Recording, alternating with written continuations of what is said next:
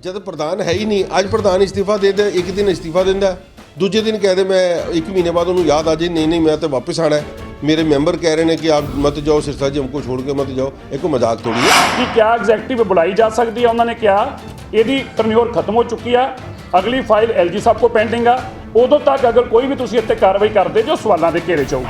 जिस वक्त असीं मीटिंग शुरू करन लगे उत्थे उन्होंने अपने नाल ਜਿਹੜੇ एग्जैक्टिव ਦੇ ਮੈਂਬਰ नहीं भी सी सारे ਮੈਂਬਰਾਂ ਨੂੰ ਇਕੱਠਾ ਕਰਕੇ ਉਸ ਹਾਲ ਦੇ ਵਿੱਚ ਆ ਕੇ ਬੈਠ ਗਏ ਔਰ ਉਹਨਾਂ ਨੇ ਮੀਟਿੰਗ ਦੇ ਵਿੱਚ ਖਲਲ ਪਾਉਣ ਦੀ ਕੋਸ਼ਿਸ਼ ਕੀਤੀ। ਤੇ ਗੁਰਦੁਆਰਾ ਡਾਇਰੈਕਟਰ ਤੋਂ ਜਵਾਬ ਆਇਆ ਕਿ ਰਿਜ਼ਾਈਨ ਜਿਹੜਾ ਹੈ ਉਹ ਐਕਸੈਪਟ ਨਹੀਂ ਹੋ ਸਕਦਾ, ਇਹਦੀ ਪਾਵਰ ਕੇਵਲ ਜਨਰਲ ਹਾਊਸ ਕੋਲ ਹੈ, ਕਮੇਟੀ ਕੋਲ ਹੈ। 13 ਮੈਂਬਰਾਂ ਦੇ ਵਿੱਚੋਂ 9 ਮੈਂਬਰ ਗੁਰਦੁਆਰਾ ਪ੍ਰਬੰਧਕ ਕਮੇਟੀ ਦੇ ਇੱਥੇ ਬੈਠ ਕੇ ਸਾਈਨ ਕਰਕੇ एकजुट होकर एक फैसला लेके सरदार मनजिंदर सिंह सिरसा की प्रधानगी ਨੂੰ खारिज किया। तो अज असीं जिन्होंने जानकारी दी वो एग्जैक्टिव वाला कमरा छड्ड के अपने दफ्तर चले गए, कहते ये वक्री कमेटी मीटिंग है, जो मर्जी करो अपनी कमेटी कहते जी असीं फलाणे नूं बनाता प्रधान, असीं नूं चार्ज देता, दिओ नूं प्रधानमंत्री चार्ज दिओ। उन्होंने वालों कड्डी गई उस चिट्ठी नूं जिहड़ी है मानता उहदी रद्द की और इस गल के उत्ते भी संज्ञान लिया कि जिहड़ा लैटर उन्होंने यूज़ किया misuse of that letter pad है ये कानून के दायरे नाल चलना कमेटी, ये एक्ट के प्रोविजन नाल चलनी है। जिहड़े बैंक ने, जिहड़े इंस्टीट्यूशनस ने, जिहड़ी सरकार आ उन्हें एक्ट नूं मनना है। और नवा प्यार तुहाडा अगर आम आदमी पार्टी नाल पै गया तो तुसीं उन्हें लियाउणा चाहुंदे जे अपनी पंजाब की मजबूरी करके, ये करके नहीं उन्होंने मान लेना। ना पंथ का दर्द है, ना पंथ के बारे सोच है, ना अपनी कम्यूनिटी के बारे सोच है, ना ही किसी कानून का डर है, तो सिर्फ अज पंजाब अपना केंद्र की सरकार की पिठ के उपर हाथ होने करके इस तरीके दी कॉल लैनियाँ और इस तरीके दे नाल अपने घमंडी रूप दिखाना मैं क्या समझदा शायद किसी गुरसिख का काम नहीं। उन्होंने भाई खुद ही काउंसलर ਜਿਹੜੇ बैठे परमजीत सिंह राणा वो भी काउंसलर ने, कह दो बीजेपी चो नहीं है। देखो मैं आम आदमी पार्टी के नाल अज तक ना कभी गया वा, ना मेरा कोई लेना देना। मैं श्रोमणी अकाली दल का प्रधान हाँ, दिल्ली स्टेट का श्रोमणी अकाली दल का सिपाही हाँ। जे असीं अकाली दल के नाल हाँ तो असीं बड़े चंगे हाँ, जे बीजेपी टिकटां ते लड़दे फिर कोई गल नहीं, तो जे असीं अज अकाली दल के नाल नहीं तो पंथ नूं खतरा हो गया। तो जिस दिन जाना होएगा किसी पार्टी वाल तो ओपनली जावांगे, सिरसा साहब से अंदर ही घुसपैठ नहीं करना। सिरसा जी कह रहे हैं कि मीटिंग खराब की है, ये तो सिरसा जी आप दस सिरसा जी की गल का, सिरसा जी की झूठ का कोई जवाब दे नहीं सकता क्योंकि उन्होंने मास्टरी की हुई है। 13 के विचों 9 मैंबरों ने साइन करना, यह भी इतिहास ही पहली बार होया होगा कि वन साइडिड फैसला होकर सरदार मनजिंदर सिंह सिरसा को गुरुद्वारा कमेटी तो बाहर कढ़िया। तो ये मनजिंदर सिंह सिरसा दस सकते हैं या भाजपा को स्पष्टीकरण देना चाहिए कि उन्होंने प्लाट करके इतने भेजे गुरुद्वारे कब्जा करने वास्ते, या सिरसा साहब का अपना फैसला है तो या बीजेपी दसेगी या सरदार मनजिंदर सिंह सिरसा दसेगी। मनजिंदर सिंह सिरसा के अस्तीफे ते घमासान पैंदा नज़र आ रहा है। दिल्ली सिख गुरुद्वारा मैनेजमेंट कमेटी के अंतरिम बोर्ड वालों सिरसा का अस्तीफा प्रवान कर लिया गया है। इस मामले ते सिरसा ने हरमीत सिंह कालका नूं निशाने ते लिया है। अज दिल्ली सिख गुरुद्वारा मैनेजमेंट कमेटी की एग्जैक्टिव मीटिंग इस हॉल च बुलाई गई सी। जदों सरदार हरमीत सिंह कालका जी और बाकी ऑफिसर भी उन्होंने दस्सिया कि डायरैक्टर गुरुद्वारा वालों नूं असीं पुछिया सी कि मैं जिहड़ा रिजाइन किया है उहदा मैं की कर सकदा, एक्सैप्ट हो सकता है जगदीप सिंह कालों जी के मार्फत तो गुरुद्वारा डायरैक्टर तो जवाब आया कि रिजाइन जिहड़ा है वो एक्सैप्ट नहीं हो सकता, इसकी पावर केवल जरनल हाउस कोल है, कमेटी कोल है। दूजी गल पूछी गई कि क्या ये पावर असीं डेलीगेट करके दे सकते किसी नूं, उहदे च उन्हें कहा कि नहीं, रूल के तहत एक्ट के प्रोविजन के तहत जदों तक जरनल हाउस किसी नूं पावर नहीं दिंदा या जिहड़ा आदमी प्रेजिडेंट बैठा है या ऑफिसर बैठा वो आप अपनी कुर्सी नहीं छड्डदा, नवा बंदा इलैक्ट नहीं हुंदा, उदों तक किसी नूं भी कोई पावर नहीं दी जा सकती। तीजी गल पूछी सीगी कि क्या एग्जैक्टिव बुलाई जा सकती है, उन्होंने कहा यदि टर्न्योर खत्म हो चुकी है, अगली फाइल LG साहब को पेंडिंग आ, उदों तक अगर कोई भी तुसीं इत्ते कार्रवाई करते जो सवालों के घेरे च होਊਗੀ। सो अज असीं जिन्होंने जानकारी दी वो एग्जैक्टिव वाला कमरा छड्ड के अपने दफ्तर चले गए, कहते ये वक्री कमेटी मीटिंग है, जो मर्जी करो अपनी कमेटी कहते जी असीं फलाणे नूं बनाता प्रधान, असीं नूं चार्ज देता, दिओ नूं प्रधानमंत्री चार्ज दिओ। किन्ने मना किया है? तुसीं प्रधानमंत्री का राष्ट्रपति का चार्ज भी दे दो, मर्जी ना तो जिन्होंने मर्जी दे चलो।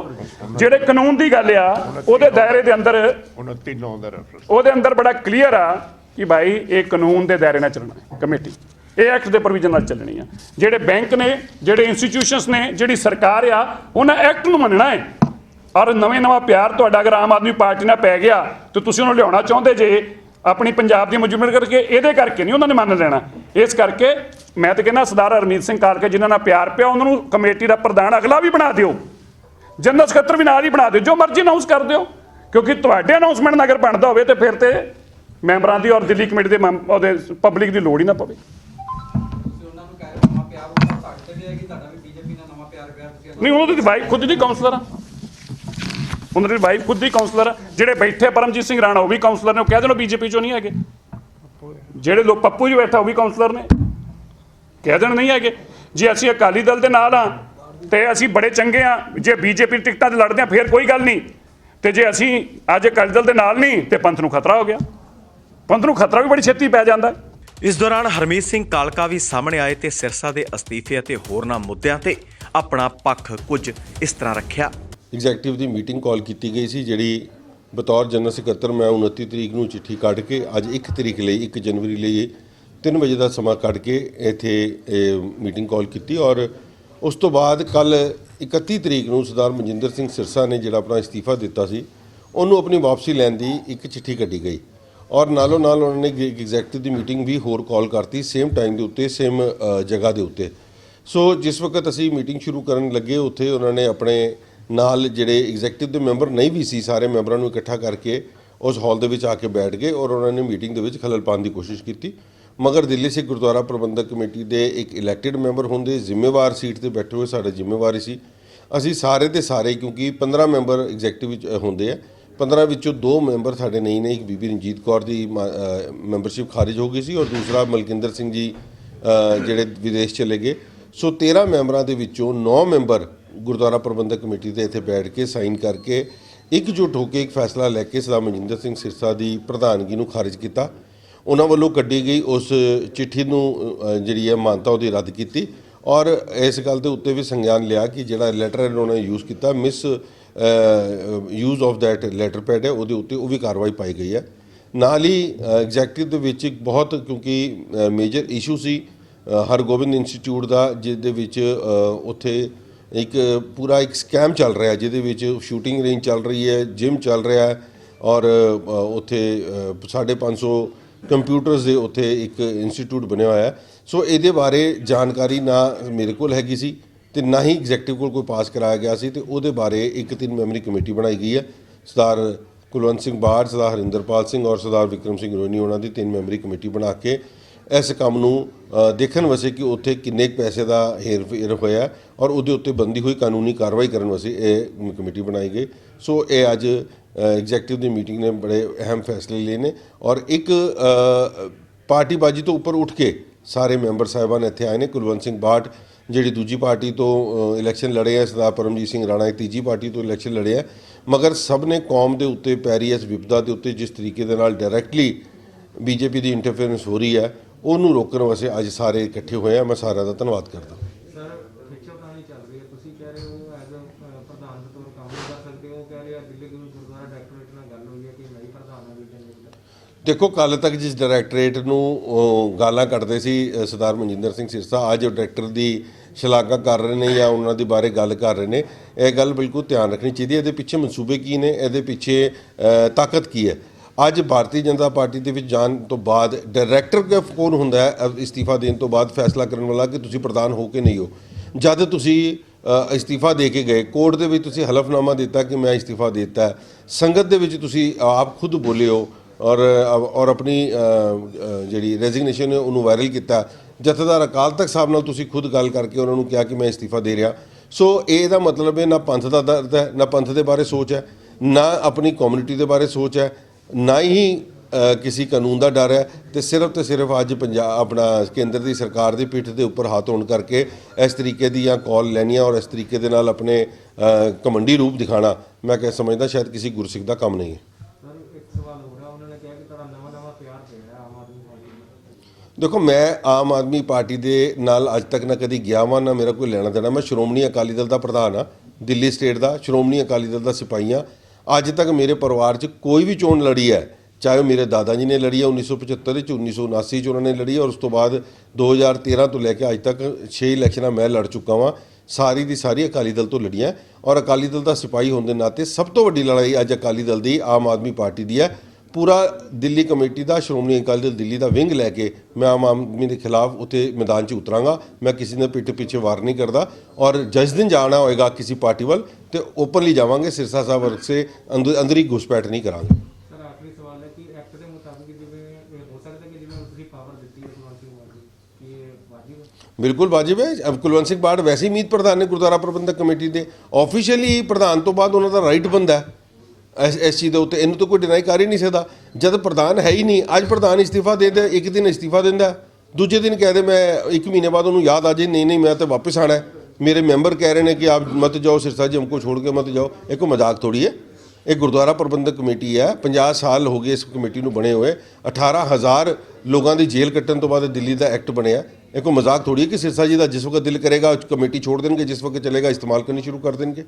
सो इस करके सारी पार्टियां ने अज एकजुट होए नहीं, मैं इस करके असी हर पार्टी तो ऊपर उठ के अज यह फैसला लिया और अज का दिन तुसी याद कर लो, इतिहास के विच लिखा जाएगा। ਸਿਰਸਾ ਜੀ ਨੇ ਇਹ ਕਿਹਾ ਕਿ ਤੁਸੀਂ ਸਾਡੀ ਮੀਟਿੰਗ ਨੂੰ ਖਰਾਬ ਕਰਨਾ ਚਾਹੁੰਦੇ ਹੋ। ਮੈਨੂੰ ਸਮਝ ਨਹੀਂ ਆਉਂਦੀ। ਸਿਰਸਾ ਜੀ ਨੇ ਮੀਟਿੰਗ ਕਾਲ ਕੀਤੀ ਹੈ 31 ਤਰੀਕ ਰਾਤੀ, ਅਸੀਂ ਮੀਟਿੰਗ ਕਾਲ ਕੀਤੀ ਹੈ 29 ਤਰੀਕ ਨੂੰ। ਮੀਟਿੰਗ ਦਾ ਟਾਈਮ ਮੈਂ ਪਹਿਲੇ ਦਿੱਤਾ 3 ਵਜੇ ਕਾਨਫਰੰਸ ਹਾਲ ਦੇ ਵਿੱਚ। ਸੋ ਸਿਰਸਾ ਜੀ ਕਹਿ ਰਹੇ ਨੇ ਕਿ ਮੀਟਿੰਗ ਖਰਾਬ ਕੀਤੀ ਹੈ, ਇਹ ਤਾਂ ਸਿਰਸਾ ਜੀ ਆਪ ਦੱਸਣ। ਸਿਰਸਾ ਜੀ ਦੀ ਗੱਲ ਦਾ, ਸਿਰਸਾ ਜੀ ਦੇ ਝੂਠ ਦਾ ਕੋਈ ਜਵਾਬ ਦੇ ਨਹੀਂ ਸਕਦਾ, ਕਿਉਂਕਿ ਉਹਨਾਂ ਨੇ ਮਾਸਟਰੀ ਕੀਤੀ ਹੋਈ ਹੈ ਇਹਦੇ ਵਿੱਚ। ਸੋ ਇਸ ਕਰਕੇ ਮੈਂ ਉਹਨਾਂ ਦੀ ਗੱਲ ਦੇ ਕੋਈ ਜਵਾਬ ਨਹੀਂ ਦੇ ਸਕਦਾ। ਇਹ ਰਿਕਾਰਡਸ ਬੋਲਦੇ ਨੇ ਤੁਹਾਡੇ ਸਾਹਮਣੇ ਵੇ ਕਿ 29 ਤਰੀਕ ਨੂੰ ਅਸੀਂ ਲੈਟਰ ਕੱਢੀ ਐਗਜ਼ੈਕਟਿਵ ਦੀ ਮੀਟਿੰਗ ਦੀ, ਕੱਲ ਰਾਤ ਉਹਨਾਂ ਨੇ ਕੀਤੀ ਤੇ ਖਰਾਬ ਕਿੰਨੇ ਕਰਨ ਦੀ ਕੋਸ਼ਿਸ਼ ਕੀਤੀ ਹੈ। ਮਗਰ ਅਸੀਂ ਕਿਉਂਕਿ ਸੰਗਤ ਨੇ ਸਾਨੂੰ ਜਿਤਾ ਕੇ ਭੇਜਿਆ, ਸਾਡੀ ਜਵਾਬਦਾਰੀ ਹੈ ਸੰਗਤ ਨੂੰ, ਸਿਰਸਾ ਜੀ ਨੂੰ ਜਿਤਾਇਆ ਨਹੀਂ ਹੈ।